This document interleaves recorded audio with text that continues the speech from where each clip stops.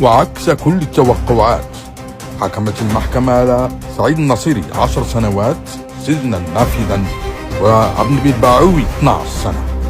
إذا سعيد النصيري 10 سنوات، عبد البيلباعوي 12 سنة، دليل ستيليس 4 سنين، طنجي سعيد عميد ممتاز 4 ديال السنين. واكيد كاين الاحكام قضائيه. ربما اظن ان الموثقه 10 سنوات على ما اظن. يعني الاحكام ما قدرناش اننا نسمعوهم كاملين. الموثقه شحال عطاوها؟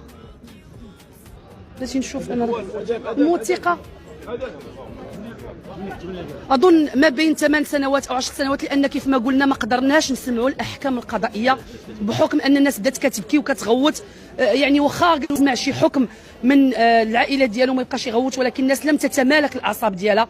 الله يحسن العوان، حنا بشر، ولو يكون خوك ولا ولدك ولا راجلك داير ما كتبغيش ليه السجن، فما بالك الا عندك ثقه تامه ان هاد الناس ما داروش. اذا مشاهدينا الكرام، تبعتوا معنا التصريحات، تبعتوا معنا الاجواء، اعطيناكم الاحكام في ملف اللي تبعتوه كاملين لا داخل ارض الوطن ولا خارج ارض الوطن. اسدل الستار ابتدائيا ولم يسدل نهائيا، لا زالت مراحل التقاضي. مشاهدينا الكرام، مشاهدي منبر 24، في هذه اللحظات غادي يتم نقل سعيد النصيري والبعيوي ومن معهم في ملف ما يعرف اعلاميا باسكوبار الصحراء من محكمه الاستئناف الى المركب السجني عين السباع، يعني بعد 2.5 سنين تقريبا من التحقيق والجلسات.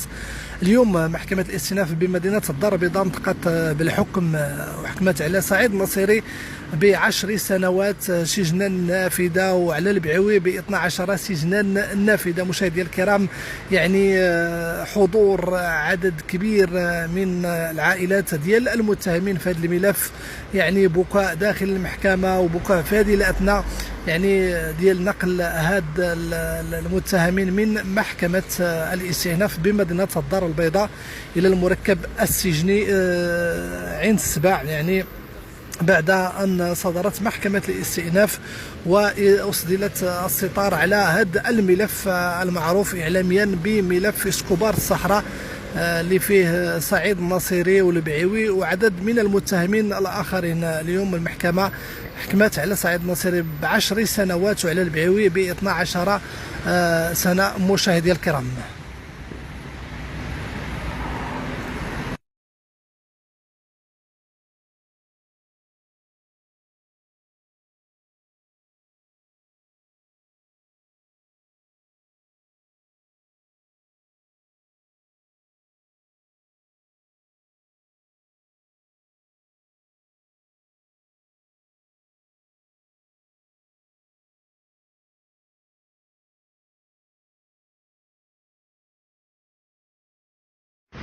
مشاهدي الكرام، مشاهدي منبر 24، في هذه اللحظات غادي يتم نقل سعيد النصيري والبعيوي ومن معهم في ملف ما يعرف اعلاميا باسكوبار الصحراء من محكمه الاستئناف الى المركب السجني عين السباع، يعني بعد 2.5 تقريبا من التحقيق والجلسات.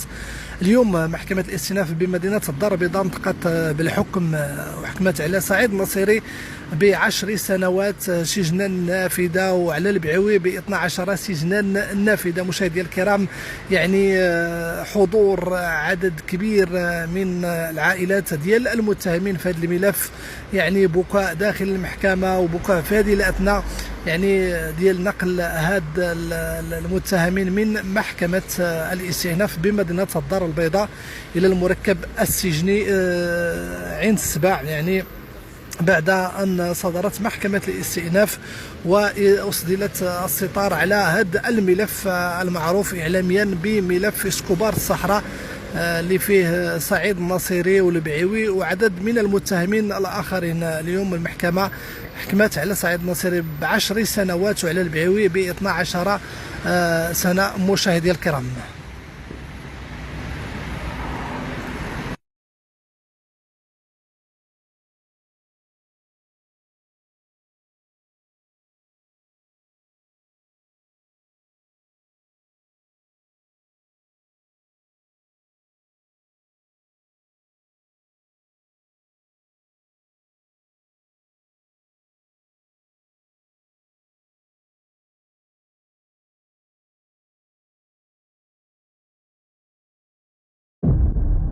رجل عصابات هز المغرب، أشهر من الملاحقات القضائية وعشرات الجلسات داخل المحكمة.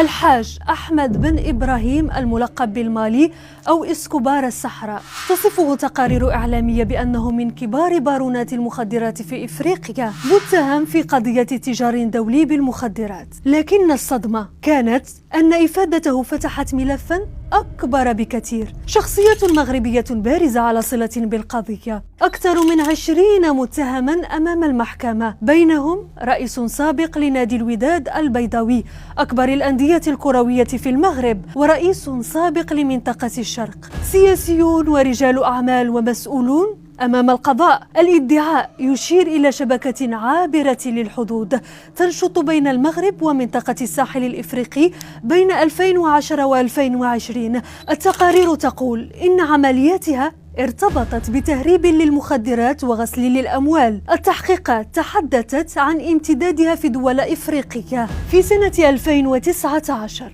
أوقف بن إبراهيم في المغرب وانطلقت المحاكمة، وبعد أشهر طويلة من التحقيقات والجلسات يصل الملف إلى منعطفه الأخير. لكن السؤال الذي يطرح نفسه من أول يوم تفجرت فيه القضية: كيف تحولت الصحراء الإفريقية إلى ممر للجريمة المنظمة؟ وهل تخفي رمالها مزيدا من الأسرار؟